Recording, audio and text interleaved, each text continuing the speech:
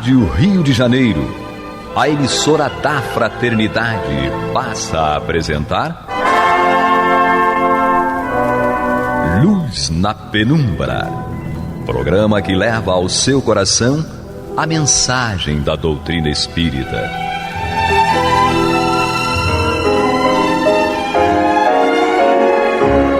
E com vocês, João Nogueira, para estudos de obras póstumas de Allan Kardec.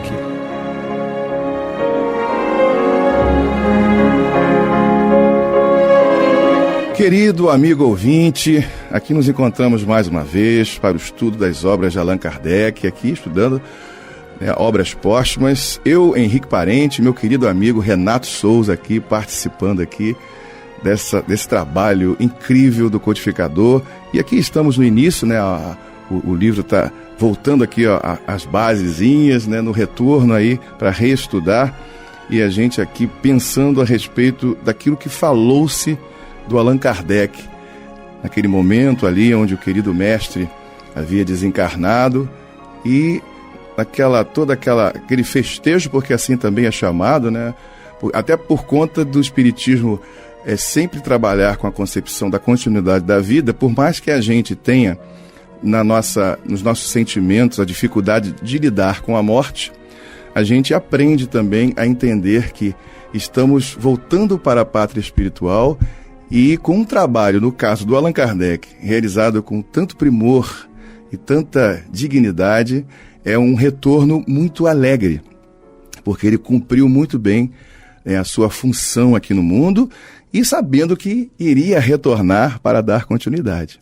Então, por mais que exista ali aquele sentimento da perda, também existia ali o reconhecimento do trabalho incrível do nosso querido Allan Kardec, não é mesmo, Renato? Perfeito, exatamente isso, não é? Com certeza. A gente precisa dar os devidos créditos a quem é de direito, não é verdade? Não é? E falar de um assunto que é tão importante, que desperta, sem dúvida nenhuma, até nos mais incrédulos, não é? A curiosidade, é super importante a gente falar da continuidade da vida imperecível, em todos os aspectos abordados, em todas as obras abordadas por Allan Kardec. Né? E aí, dando continuidade aqui ao texto da biografia de Kardec, que é o que a gente vem fazendo aí desde os programas anteriores, vamos continuar aqui. Enquanto nos mantivermos nas suas pegadas e todos os de boa vontade se unirem num esforço comum pelo progresso e pela regeneração intelectual e moral da humanidade, conosco estará o espírito do grande filósofo e nos secundará com a sua influência poderosa, dado-lhe seja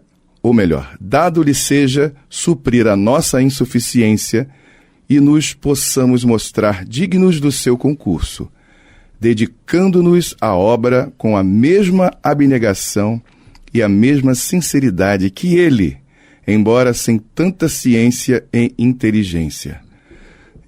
Aqui é um reconhecimento da grandeza intelectual do Allan Kardec, onde você necessita de mais de um, para poder fazer o trabalho de um. Mesmo que a gente saiba, queridos irmãos, que Allan Kardec era assistido por espíritos superiores e não trabalhava sozinho nesse sentido, no plano físico era ele quem estabelecia a ordem, os estudos, as matérias que separava e que dialogava. Então era como se fosse muitos em um só. E para dar continuidade a isso, não é todo mundo que tem essa capacidade desenvolvida. A gente precisa reconhecer isso. Por isso, buscamos o auxílio em outros. Mesmo até quando a gente tem capacidade, é importante a gente também trabalhar com as outras pessoas. Vide o nosso querido Mestre Jesus. Ele era perfeito. Ele é o Senhor desse planeta Terra, o construtor, o arquiteto disso aí, junto com o Criador. Ele também é o co-criador maior e fez o nosso planeta e outros. E ele fez questão da presença de muitos e muitos trabalhadores com ele. No momento onde ele encarnou aqui no planeta Terra, como Jesus de Nazaré, ele escolheu aqueles 12. Mas existiam outros tantos que trabalhavam com eles também. Então, mesmo Jesus sendo perfeito, há sempre a necessidade do trabalho em comum, porque a obra não precisa ser de um homem só. Então, Kardec, ele sempre dialogava com as pessoas, buscava em outros grupos espíritas, eram mais de 1000 centros espíritas da época que mandavam comunicações para ele, espalhadas por todo o mundo. Então, uma tarefa que não é fácil.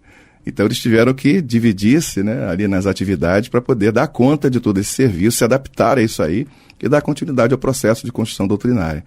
E as bases já estavam muito bem fundamentadas, que foi o trabalho de Kardec, o trabalho da vida dele, né? Quando ele deixa a cátedra do homem no mundo, do Hippolyte Denisard Rivaio, e assume uma cátedra superior de uma universidade, né, uma espécie de um reitor de uma universidade do espírito, que é exatamente como São Luís, lá na frente, já foi falado aqui pelo João nos estudos de obras póstumas. A gente mais tarde vai voltar a falar sobre isso, mas Kardec é comparado pelo próprio Espírito da Verdade a um reformador. Exato, perfeito. É interessante que me fez lembrar uma coisa aqui, né? Jesus dizendo assim, meu pai trabalha até hoje e eu trabalho também. Não é? A partir do momento em que Jesus percebeu que necessitaria de mais adeptos para continuar levando a mensagem, ele convocou 12, que convocaram mais 12, que convocaram mais 12, e assim foi. Não é? E assim foram chegando todos os trabalhadores, não é isso? Todos os divulgadores da mensagem. Então não é de um só, não é? Você recebeu e você compartilha o que você recebeu, tal como o próprio Allan Kardec, aconteceu com Kardec. Não é? Ele foi recebendo e foi compartilhando e ampliando isso, catalogando, criando formas para que nós pudéssemos acessar e entender. Não tem nada solto, não é? Não tem nada solto. Hoje em dia você joga lá no Google lá, o homem de bem no Evangelho segundo o Espiritismo. Ele vai te dar o capítulo, vai te dar o item, vai te dar tudo direitinho. Então não tem nada solto. Precisava que fosse feito assim. E cada grupo de espíritos que participou da confecção, né, de trazer a Boa Nova, de trazer a terceira grande revelação, se ocupou das áreas às quais eles iriam labutar, iriam trazer as informações. Muito embora a gente encontrasse esses mesmos espíritos em outras obras, e é fato, porque eles aparecem em outras obras. Aparece um espírito X no Evangelho segundo o Espiritismo e aparece também no Livro dos Médiuns, não é? E vai aparecer em tantas outras obras. Então a gente, isso aqui é bacana, né? Não foi de um só, né? Não, olha o empenho que se fez. Imagina um fluxograma, um mapofluxograma, aí lembrando dos meus tempos de administração de empresas, né, do estudo. Bacana, não vou lembrar de tudo, nem vou me arriscar a falar tudo, mas faz muito tempo. Mas a gente entende como é que funciona um organograma, como é que uma empresa funciona. Não é? É desse jeito, e a vida da gente é assim, né, Henrique? Tem que ter essa organização. Então, quando Jesus percebeu que já está na hora de vocês, e já estavam preparados para ide e pregai, ide e leva a Boa Nova, continuem levando. E chamem mais 12, chamem mais... Aliás, isso até mexe comigo, me deixa assim, arrepiado, emocionado, porque vão, chamem mais 12, e os discípulos foram tendo... como se eles recebessem na mão a semente. A semente foi dada, é a parábola do semeador, foi dada a semente para eles e eles saíram a semear. Eu já sei o que fazer, porque Jesus já me ensinou. Muito embora Pedro, né, que deu muito trabalho, né, sempre perguntasse, Senhor, como nós vamos fazer isso? O que o Senhor está pedindo agora? Ele dizia, Pedro, boa vontade, ela é a nossa grande aliada. Ele sabia que os discípulos poderiam fazer. Muito embora tivessem medo, ainda, e é importante a gente falar, porque ele não escolheu 12 que já estavam com todas as virtudes trabalhadas, tudo bonitinho, tudo, né, equilibradinho, não. O próprio trabalho, o próprio exercício de levar o evangelho, de levar o conhecimento, de levar a necessidade daquele momento, da forma como eles poderiam levar naquele momento, ia fazer com que esse medo, com que esses sentimentos contrários as virtudes, não é? E eles pudessem ser trabalhados em cada um deles, não é? Muito embora tivessem que trabalhar ainda de alguma forma em anonimato, muitos escondidos, não é? A gente sabe, tem relatos disso na história, mas puderam sim levar a boa nova, levar a mensagem, né? É incrível essa questão da função, da tarefa dos discípulos, porque já diz um velho, né, um adágio popular, né, quando o discípulo está pronto, o mestre aparece. Jesus falou assim, mas também, dentro da forma de sua época, exatamente isso. E a gente percebe que eles foram convidados a esse trabalho. De alguma forma, eles, no seu interior, buscavam isso. Ou foram despertados por algum momento. E não precisa você ser perfeito para isso. Vide, como o Renato acabou de comentar, né, as questões trazidas por eles, as dúvidas, as incertezas, as dificuldades que eles tinham, né, diante de algumas circunstâncias. Como a gente sempre percebe neles, às vezes, uma disposição até certo ponto, diríamos assim, desagradável, que queriam às vezes despachar, como estudamos lá no outro programa, lá Consolação de Jesus, na semana passada, retrasada, para ser mais exato, a respeito da mulher cananeia, e eles queriam despedir aquela mulher que estava incomodando. Então, falta aquele feeling, né, aquela coisa do momento, né, da fraternidade, e eram homens de sua época. E por conta disso aí, a gente percebe que muito a ser burilado, trabalhado, desenvolvido. Mas o sentimento deles, o vínculo com as questões superiores, isso a gente não precisa ter dúvida. No trato da personalidade existiu que polir, mas no estado resoluto, na vontade de vincular-se ao canal superior, isso Jesus não convidaria quem não tivesse pronto para isso. Daí a gente vê Pedro, muitas vezes, tendo essa atitude ou outra, né? E sempre ele também que ajudava a acomodar as circunstâncias. E por isso Jesus, sabendo, depois da sua desencarnação, o que iria acontecer entre os discípulos, aquela dificuldade, a dúvida e tudo mais, e sabendo que Pedro também ficaria um tanto perturbado, ele avisa ao próprio Pedro: depois que você se acalmar, que você melhorar, você irá ajudar os outros. Isso é quem conhece profundamente a natureza das almas. Sim. Né, Renato? Perfeito. Jesus nos conhece pelo nome, costumamos dizer simbolicamente assim, né? A distância. Falou do nome para ele já captava, né? Ele já tinha uma ligação com aquela alma, né? Com o que ela estava passando, com as dificuldades, com todos os desafios que carregava. Nossa, que mediunidade, né? Uau!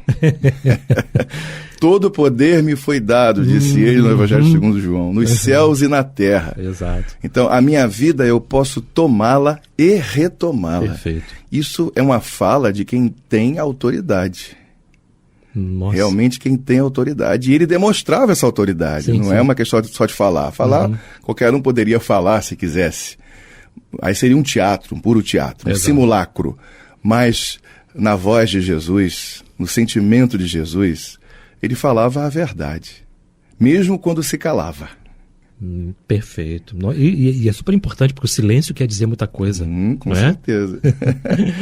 E aí a gente vê aqui dos seguidores de Kardec, como se fossem discípulos. Né? Kardec é chamado de mestre, não é à toa, ou seja, no sentido da palavra, de professor. Né? Aquele que dá uma orientação. Por isso o Renato falava da questão dessa organização, usando aí a lembrança dele, a questão do estudo, né, da administração de empresas. Então Kardec era um pedagogo, um cientista, porque ele mergulhava em todo o processo, toda a tecnologia da sua época, ele utilizava isso como fonte da construção do saber, da promoção das coisas futuras. Perfeito. O cientista, ele está aberto a isso aí, ele precisa estar aberto a isso aí. Mas um pedagogo, ele constrói uma metodologia para que todas essas informações, ela atinjam um objetivo maior, que é o educando.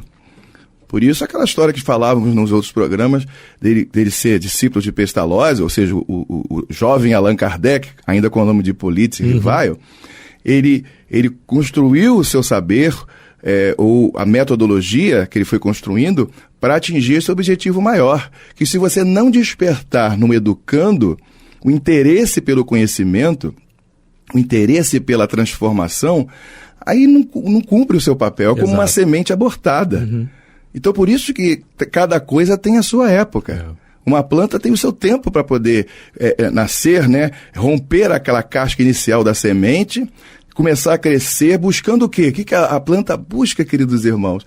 Busca a luz. Perfeito. E precisa ser nutrida pelo sol, pelo o que a terra tem, pela água que cai volta e meia, e mantém aquilo vivo para poder cumprir o seu papel, que são os frutos, seja qual for os frutos. Tem umas plantas que são flores, outras que são folhas somente, outras que são frutos mesmo que para os pássaros, e outras que são frutos que nós, os seres humanos, né, saboreamos, etc. e tal. Então, esse é o papel da planta. E se nós nos pusermos nessa imagem, nos colocarmos nesse lugar, a gente tem que perguntar para si próprio qual o meu papel no mundo, o que eu tenho que realizar. Daí a questão aqui que os seguidores de Kardec trazem, né? E cada um tem o seu, né? É verdade. Enquanto nos mantivermos nas suas pegadas, repetindo, né? E todos os de boa vontade se unirem num esforço comum pelo progresso e pela regeneração intelectual e moral da humanidade, conosco estará o espírito do grande filósofo, falando de Allan Kardec. E mesmo reconhecendo que eles não chegavam à altura intelectual e moral desse grande filósofo que é Allan Kardec. Mas unidos, se eles seguissem esses passos, eles estariam muito bem orientados pelo o que já existia em termos de construção doutrinária, e também atrairia a ação, a assistência do próprio Allan Kardec, que eles sabiam que estavam completamente livres desses emaranhados do retorno à vida espiritual num estado de perturbação, como muitas vezes a gente encontra aí na literatura espírita. Né? Então, espíritos como Allan Kardec, e como eu acho que eu citei aqui também o Herculano Pires da outra vez, quando ele desencarna na sua casa e iniciava ali uma reunião mediúnica, no caminho para o hospital que ele estava sendo levado, ele desencarna. E instantes depois, ou seja, imediatamente, ele se manifesta lá num dos médiuns, foi visto, foi ouvido, conversou, orientou, sem nenhuma perturbação. E aí cabe a gente a perguntar para si mesmo, né? Acho que esse espírito, não é nem uma pergunta, na verdade, é mais uma reflexão, né? Esse espírito, ele não era um espírito confuso, perturbado, era um espírito que tinha uma luz que muitas vezes para nós ainda é incomum. Sim. Tamanha o seu equilíbrio, mesmo que secundado ali, auxiliado por outros espíritos que estavam em torno dele. Então a gente percebe, e no caso Allan Kardec, mais do que nunca.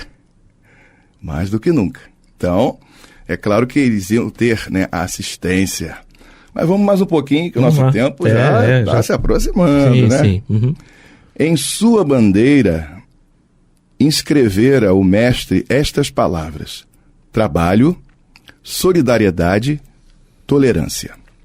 Sejamos como ele, infatigáveis.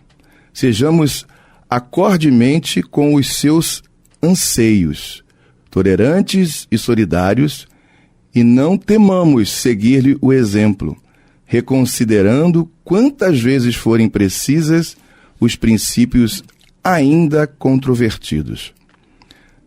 Tentemos avançar, antes com segurança e certeza, do que com rapidez, e não ficarão infrutíferos os nossos esforços, se, como estamos persuadidos, e seremos os primeiros a dar disso exemplo, cada um cuidar de cumprir o seu dever, pondo de lado todas as questões pessoais, a fim de contribuir para o bem geral. Interessante, me chamou a atenção a palavra anseios, não é? Aí trazendo isso para a nossa vida atual, que nada de diferente tem com aquela época, com a ocasião de Jesus, com os ensinamentos. E se a gente for levar em consideração, desde Moisés, os anseios do Pai. Então tem que haver uma concordância de pensamento e atitude, não é? E nós esbarramos ainda com muitas pessoas dizendo assim, eu sou cristão. se intitula cristão, não é?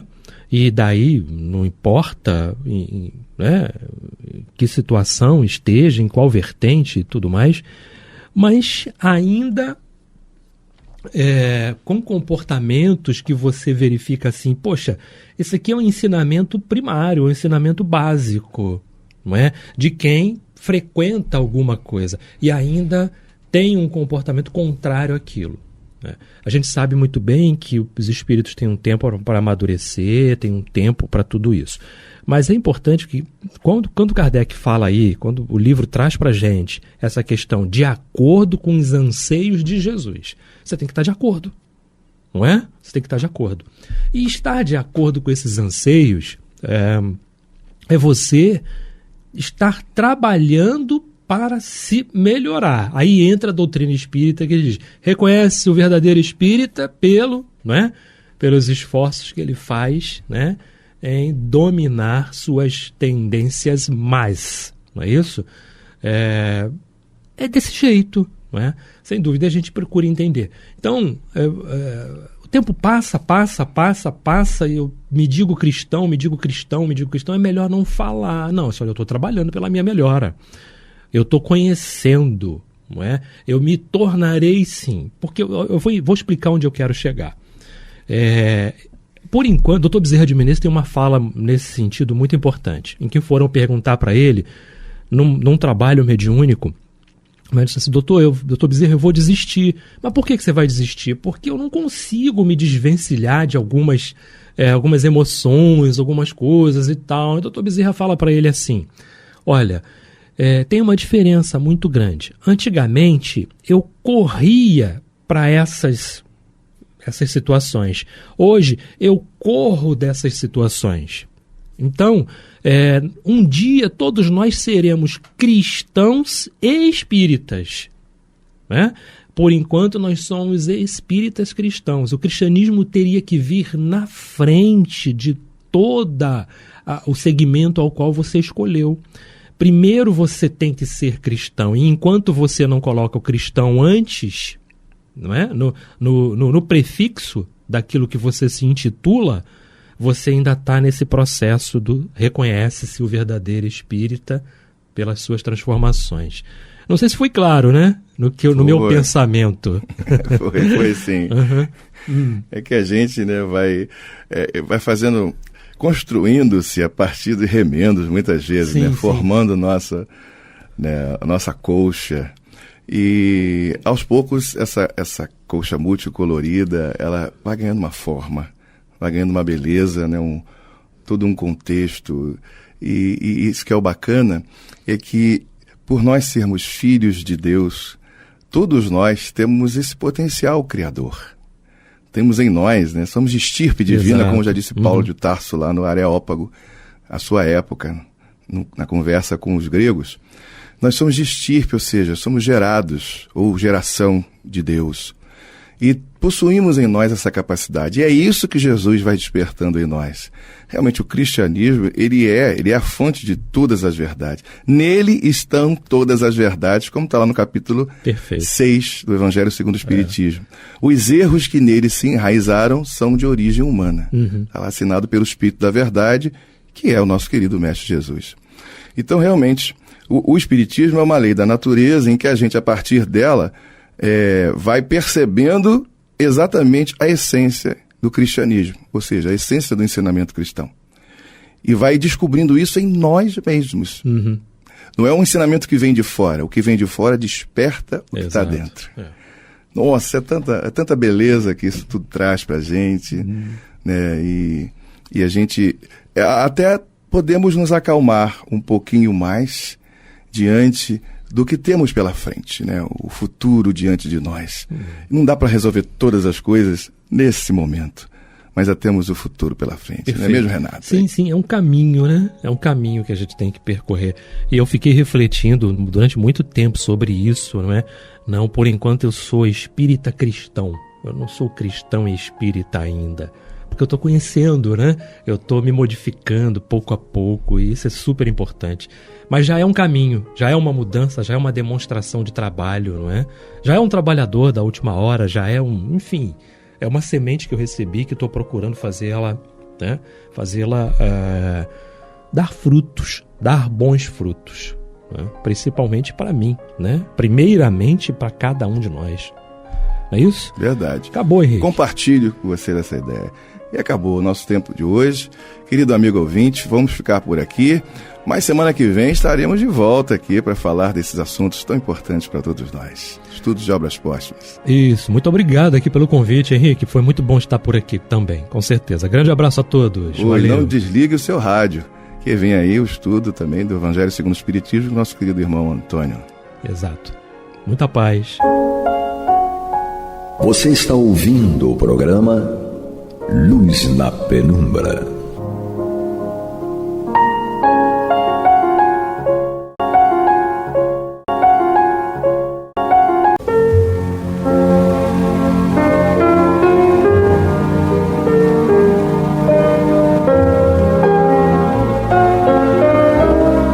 A Rádio Rio de Janeiro está levando ao seu lar e ao seu coração a mensagem consoladora da doutrina espírita, através do programa Luz na Penumbra.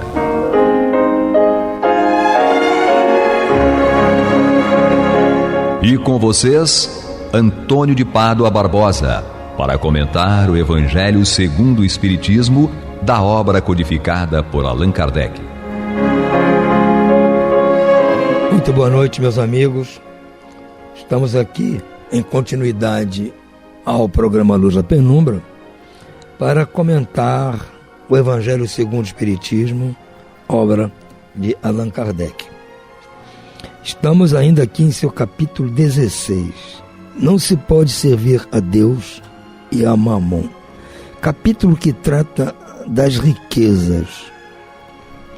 E eu tenho insistido para vocês, o mundo só progride usufruindo das riquezas que o mundo tem.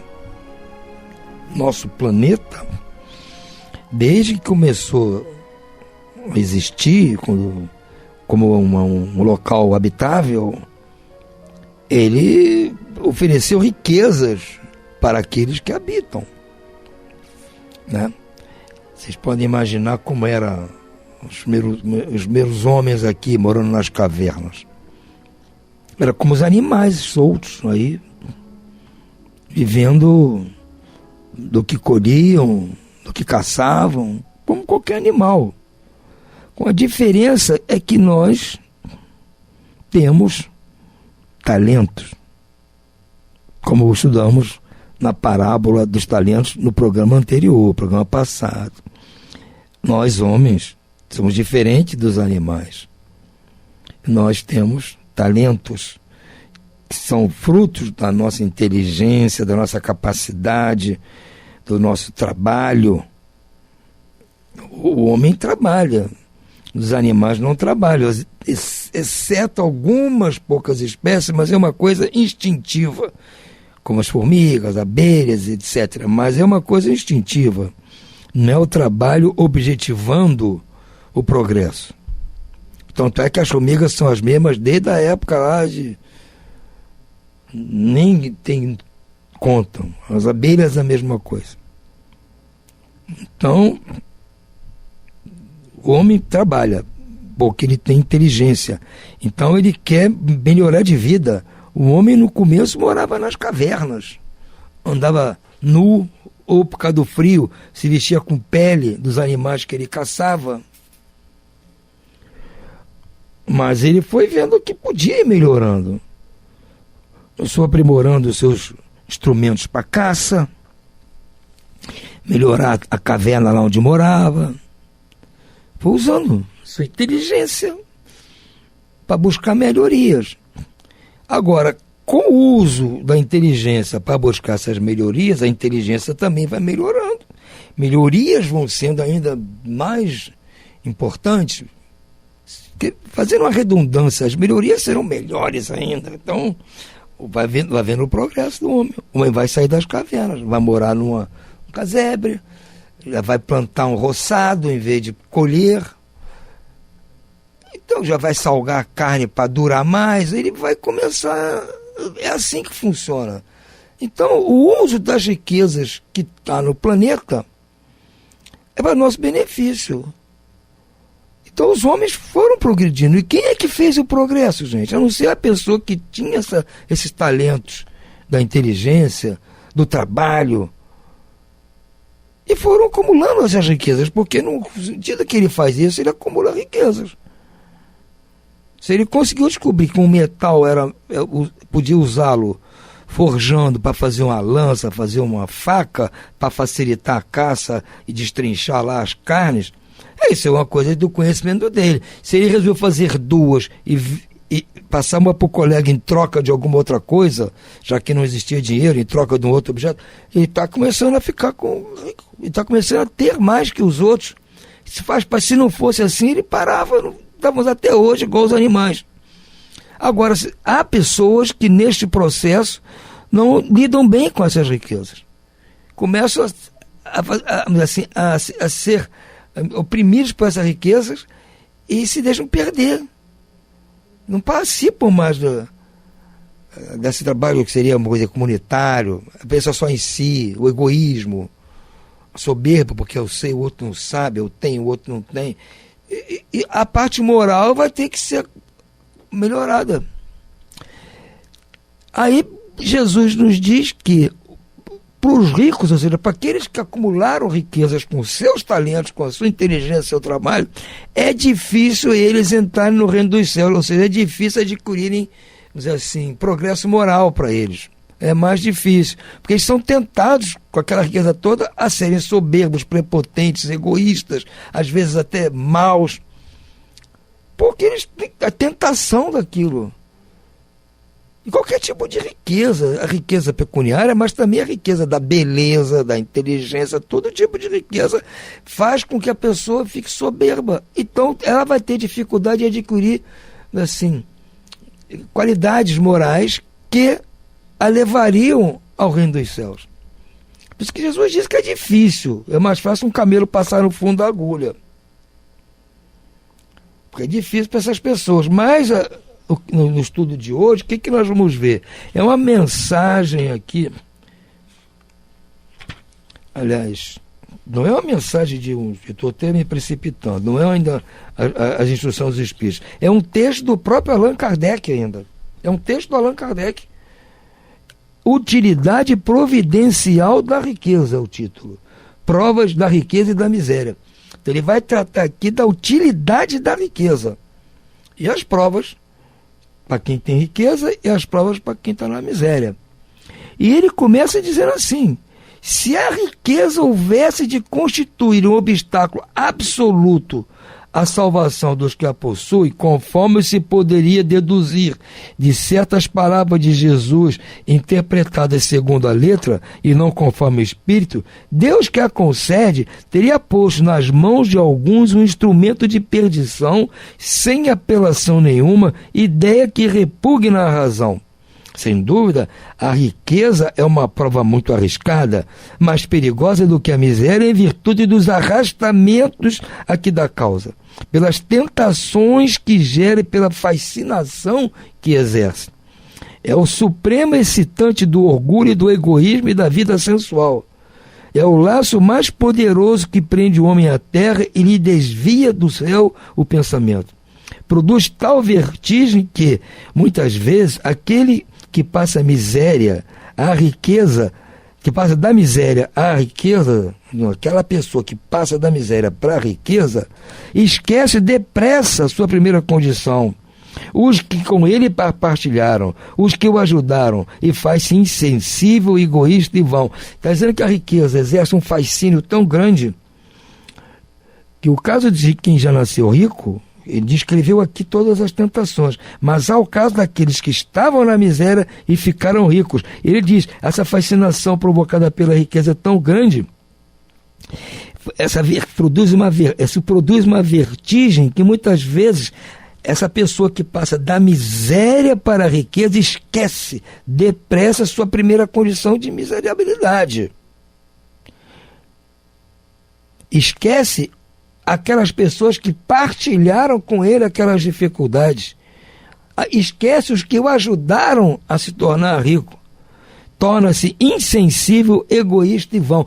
É isso aí. A riqueza é um problema, mas ela não é a causa direta que impede a pessoa de entrar no reino dos céus. Não é. Nasceu rico, está lascado. Esse vai para o fogo da hiena, vai arder no inferno. Não é assim. Não pode ser assim. Por isso que Jesus disse, a gente tem que aprender a servir Deus e não servir a Mamon. Administrar Mamon. Usar Mamon para poder viver bem e ajudar os outros. Isso é servir a Deus. Então há condições de, mesmo rico, você passar por todas essas tentações e você conseguir administrar bem. Ou se você era pobre e passou a ser rico, até porque você já conheceu a miséria, conheceu pessoas que estavam com você na mesma onda, então você tem mais condições ainda de entender para ajudar. E geralmente, infelizmente, não é o que acontece. Mas pelo fato de a riqueza tornar difícil a jornada, a riqueza torna difícil, mas não significa que a torne impossível. E não possa vir a ser um meio de salvação na mão daqueles que sabem servir-se dela. Então ela não é uma causa inexorável que vai te levar à perdição, não. Você tem que saber usar. Quem sabe usar a riqueza para o bem vai ser salvo como deve ser. Agora, nós temos que aprender a usar a riqueza, como ele diz aqui, como certos venenos, que é um veneno, tudo bem, mas se você pode, sabendo usá-lo, restituir a saúde se empregados a propósito e com discernimento. Há remédios que são perigosíssimos, remédios que são venenos se usar a dose inadequada. Você sabendo usar, não vai dar problema. Há risco. Então a riqueza é isso, é como se fosse um veneno desse tipo. É um risco. Mas se você souber usar, você vai ser vitorioso. Então ele começa já dizendo o que é a riqueza. E tirando de cima daquele que usa mal, vamos dizer assim, a situação de que ele é imperioso, ele nasceu rico, coitado, está lascado, não tem salvação. Não é bem assim. Eu já disse aqui, eu conheço pessoas que estão muito ricas mesmo, e fazem a sua administração, seus bens de uma maneira equilibrada, ajuda muita gente. Entendeu? Estão tentando aprender, e não são espíritas, acho que nem são muito frequentadores de templo religioso nenhum. Mas tem a consciência que não pode viver na opulência e vendo pessoas passando necessidade. Então, pessoas que estão equilibradas. Então, esses com certeza estão administrando bem os talentos que receberam. Vão continuar em próximas vidas do mesmo jogo. Que estão fazendo aquilo que tem que ser feito. Mais ou menos, fazer um parênteses aqui, ocorre com quem tem os dons mediúnicos. Bom, vocês sabem disso. A pessoa tem aqueles dons mediúnicos da cura, do aconselhamento, como o caso do Chico Xavier, receber aquelas mensagens para acalmar os corações aflitos, ou outros médiuns que tinham o poder da cura. Ora, o Chico Xavier usou o talento bem, espalhou toda essa beleza de trabalho. Agora, há alguns, não vamos citar aqui, que usam mal esses talentos, que resolvem cobrar pelo trabalho. Quem leu aquele livro Os Mensageiros, do André Luiz, da Serena André Luiz, lá descreve vários casos de pessoas que vieram aqui com o talento da mediunidade para exercer um trabalho e se perderam. Usaram mal o talento da mediunidade. Há outros que não, como Chico Xavier, como o Divaldo Franco, o Raul Teixeira e outros tantos aí, como o Arigó. Há outros que se perdem. Né? Então, pensem só em si. São levados à tentação, ao fascínio da riqueza. É uma coisa perigosíssima nas mãos da gente. Nossa, nós temos que... Por isso que o conselho de Jesus, olha, não dá para servir as riquezas e Deus ao mesmo tempo. Temos que servir a Deus o tempo todo. E usar as riquezas para o próprio serviço de Deus. Segue aqui, Kardec. Quando Jesus disse ao jovem que o interrogava sobre os meios de ganhar a vida eterna, Jesus disse para aquele jovem que queria ganhar a vida eterna. Ele era riquíssimo. O que eu faço para ganhar a vida eterna? Jesus disse, desfaze-te de todos os teus bens e segue-me. Jesus não pretendeu estabelecer como princípio absoluto que cada um deva despojar-se do que possui e que a salvação só se obtém por esse preço. Apenas mostrar que o apego aos bens terrenos é um obstáculo à salvação. Exatamente. A nossa salvação não virá por nós nos desfazermos das nossas riquezas. Até porque a inteligência eu não consigo me desfazer dela, a beleza você não consegue se desfazer, a mediunidade você não consegue se desfazer. Não é? Nós temos que aprender a nos desapegar e saber usá-la como se deve. Aquele jovem, com efeito, se julgava quite porque observava certos mandamentos e, no entanto, recuava à ideia de abandonar seus bens. Seu desejo de conquistar a vida eterna não chegava até este sacrifício. Porque esse jovem disse para Jesus que já fazia tudo. Ele orava, ele jejuava, ele seguia todas as datas religiosas, ele dava lá aquele dízimo, ele fazia tudo. Achava que estava quente. O que ele tinha que fazer mais?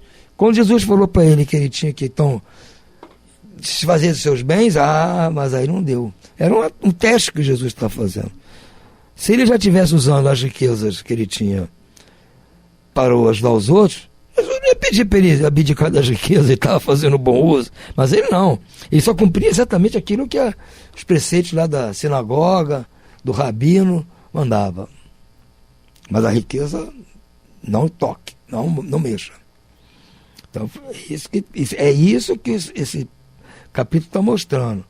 Se você estiver usando bem a riqueza, Deus vai te dar mais riqueza para você que está usando bem. Como falamos dos talentos, aquele que tinha 5 transformou em 10 vai ganhar mais, porque ele está fazendo bom uso. O que Jesus lhe propunha era uma prova decisiva destinada a descobrir o âmago do seu pensamento. Ele podia, sem dúvida, ser um homem perfeitamente honesto na opinião do mundo, não causar dano a ninguém, não maldizer o próximo, não ser vão nem orgulhoso, honrar seu pai e sua mãe, mas não tinha verdadeira caridade, pois a virtude não chegava até a abnegação. Foi isso que Jesus quis demonstrar, era uma aplicação do princípio. Fora da caridade não há salvação. A consequência dessas palavras, tomadas em sua acepção rigorosa, seria a abolição da riqueza como prejudicial à felicidade futura, o que não é verdade, né? E como causa de uma imensidade de males da terra. Seria, além disso, a condenação do trabalho que a pode proporcionar. Consequência absurda, que reconduziria o homem à vida selvagem e que, por isso mesmo, estaria em contradição com a lei do progresso, que é a lei de Deus. Então, se abolisse a riqueza do mundo, nós íamos voltar para as cavernas. Vamos abdicar de tudo que a riqueza construiu no mundo. Quando eu falei uma vez que tudo que tem aqui no mundo hoje, material, foi construído pelos ricos, pela riqueza, o ouvinte reclamou dizendo que os pobres que trabalham. Mas tudo bem, os operários, tudo, os engenheiros, os projetistas são funcionários, são operários. Mas quem construiu foi quem tem o dinheiro. Sem o dinheiro aquilo não vai para frente. Não adianta ter operário para fazer, mas ele vai viver de quê? Se não tiver alguém que pague pelo trabalho. Agora, se o cara usa mal a riqueza, aí é outro problema. Mas a riqueza está ali para ser usada para o bem. E para construir o que o mundo tem. Se abolir a riqueza, como diz aqui Kardec, a riqueza aqui, porque quem proporciona a riqueza é o trabalho. É o trabalho. E o trabalho é uma lei de Deus. Então, vão abolir o trabalho. Abolir as riquezas, abolir o trabalho, abolir a inteligência, vão voltar para as cavernas. Não é assim. Nós temos que administrar bem. É difícil, Ficar entre Deus e Mamon é difícil. Por isso que Jesus está nos alertando. Temos que saber administrar os talentos. E não proibir os talentos, nem execrar quem tem talento. Se a riqueza é a fonte de tantos males, se acerba tanto as más paixões, se provoca mesmo tantos crimes, não é a ela que devemos inculpar, mas ao homem, que dela abusa como de todos os dons de Deus.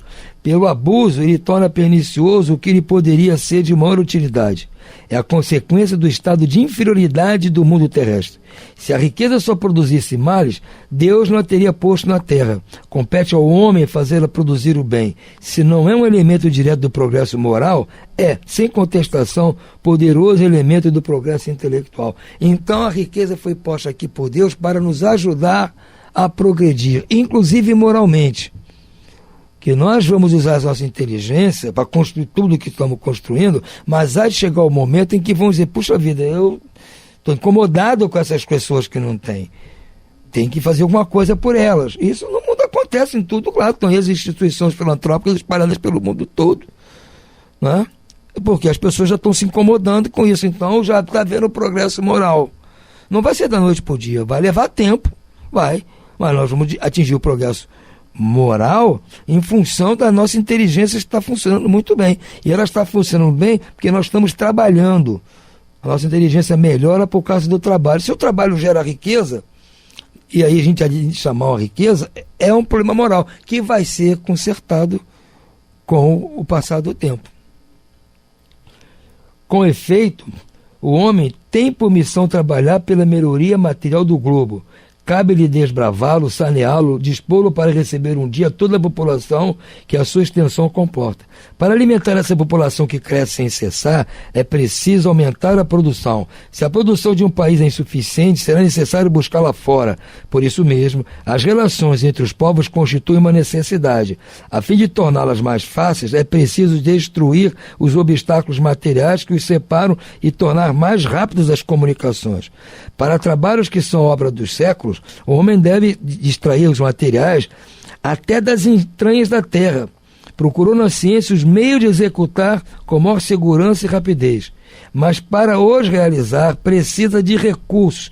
A necessidade o levou a criar riqueza, como fez descobrir a ciência. A atividade imposta por esses mesmos trabalhos amplia e desenvolve a sua inteligência. E essa inteligência que ele concentra primeiro na satisfação das necessidades materiais, o ajudará mais tarde a compreender as grandes verdades morais, sendo a riqueza o principal meio de execução. Sem ela deixará de haver grandes trabalhos, não mais haverá atividade, nem estímulos, nem pesquisa. É, pois, com razão que a riqueza é considerada um elemento do progresso. Quem está falando isso é Allan Kardec, não é o Antônio de Pádua.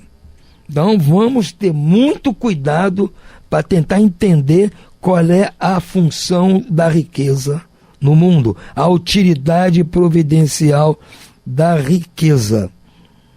Nós temos que saber administrar as riquezas que temos e, se não as temos, saber viver sem elas. Porque é a nossa prova. Se nosso talento foi só 1 ou foi 0, é por nossa própria responsabilidade de outras vidas atrás. Se eu recebi muitos talentos, muita riqueza para administrar, eu fiz por onde? Para merecer essa confiança, para testar a minha confiança. Agora, se eu vou fazer mau uso, perdi a oportunidade, como aquele que enterrou um talento. Entendem? Então, vamos com calma nessa hora de entender o que é a riqueza. Sugiro que vocês leiam com calma novamente esse item 7 do capítulo 16 do Evangelho segundo o Espiritismo. Utilidade providencial da riqueza. Provas da riqueza e da miséria. No próximo programa nós vamos continuar nesse tema, que vamos estudar a desigualdade das riquezas. Está muito bom esse tema aqui do Evangelho. Agora fiquemos com Deus. Desejo a vocês muito boa noite e muita paz.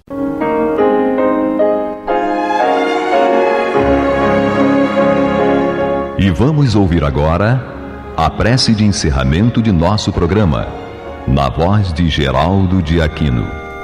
Jesus, dá-nos coragem para a luta, piedade para os insultos e misericórdia para as injustiças e ingratidões. Limpa nossa alma de inveja e ambições mesquinhas, de ódio e de vingança o nosso caminho. E que dentro em pouco, ao recolher-nos de novo, ao calor do nosso leito, para que o sono nos dê a paz e o esquecimento das tristezas humanas, possamos sentir, Senhor, no mais íntimo de nosso ser, a doçura indefinível do Teu amor e a grandeza incomparável da Tua divina presença. Que assim seja.